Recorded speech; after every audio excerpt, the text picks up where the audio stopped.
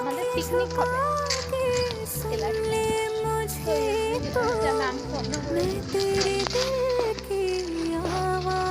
চলো দেখাই যাক কি হয়।